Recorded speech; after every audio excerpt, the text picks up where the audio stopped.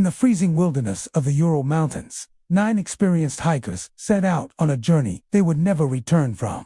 What rescuers found weeks later was so disturbing, so illogical, that even today, it defies all explanation. A tent sliced open from the inside. Bodies scattered across the snow, some nearly naked. Injuries that seemed impossible without a violent external force.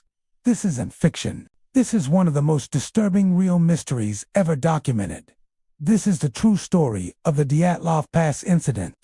In January of 1959, a group of 9 young hikers, all students or recent graduates of the Ural Polytechnic Institute in the Soviet Union, planned a winter expedition through one of the most hostile regions on Earth. Their destination was Mount Otorten, deep in the Ural Mountains. These were not inexperienced adventurers. Every member of the group was highly trained, certified for extreme conditions, and familiar with survival in sub-zero temperatures. The expedition was led by 23-year-old Igor Dyatlov, a disciplined and respected student. He planned the route carefully, documented the journey with photos and diaries, and promised that once the group reached their destination, they would send a telegram to confirm their safety. That message never came. On February 1, 1959, the hikers set up camp on the slope of a mountain known by the local Mansi people as Kholat Syakhl, a name that translates to Mountain of the Dead. Winds howled violently across the open slope. Temperatures dropped below -30 degrees Celsius, and visibility was extremely limited. Instead of descending into the forest below for protection, the group chose to pitch their tent directly on the mountainside. That decision would later become one of the most questioned moments of the entire case. Sometime during the night, something happened. Whatever it was, it forced 9 experienced hikers to abandon their only shelter in the middle of one of the coldest environments imaginable.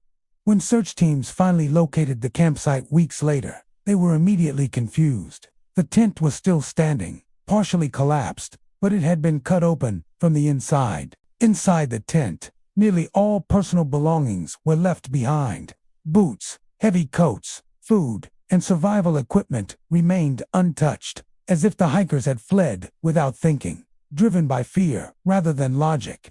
Footprints could be seen leading away from the tent toward the forest below. Strangely, the tracks were not chaotic. They appeared calm, almost orderly. Some of the hikers were barefoot, others wore only socks. In temperatures that would kill a person within minutes, they walked away from warmth and safety. The first 2 bodies were discovered beneath a large cedar tree at the edge of the forest. Both were nearly naked and barefoot.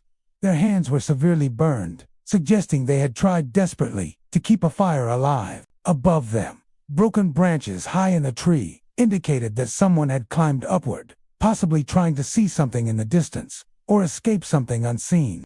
Between the cedar tree and the campsite, 3 more bodies were found, scattered across the snow. These hikers appeared to be attempting to return to the tent. One collapsed after another, freezing to death in the darkness. At this point, the incident already defied logic, but the true horror was revealed months later. The final 4 hikers were found buried deep beneath the snow in a ravine. Their injuries were unlike anything investigators had seen before. Massive internal trauma, crushed rib cages, severe skull fractures. One woman was missing her tongue. Another had lost her eyes. Yet there were no external wounds that could explain such catastrophic damage. No signs of a struggle. No evidence of attackers. No avalanche debris capable of causing this level of injury. The official Soviet investigation only deepened the mystery. From the beginning, the case was surrounded by secrecy. Documents were classified. Witnesses were discouraged from speaking. Autopsy reports were vague and incomplete. The final conclusion stated only that the hikers had died due to a compelling natural force. No explanation was given for what that force actually was. Even more unsettling details emerged over time. Some of the hikers' clothing tested positive for radiation. The area surrounding the incident was quietly closed to the public for years. Local residents reported strange glowing lights in the sky around the time the hikers vanished. Over the decades, numerous theories have been proposed. Some suggest a small avalanche caused panic, forcing the group to flee the tent. But others argue that experienced hikers would never abandon their shelter so irrationally without returning for supplies. Another theory involves infrasound, low-frequency sound waves generated by wind patterns that may cause intense fear and hallucinations. But this theory fails to explain the extreme injuries and missing organs.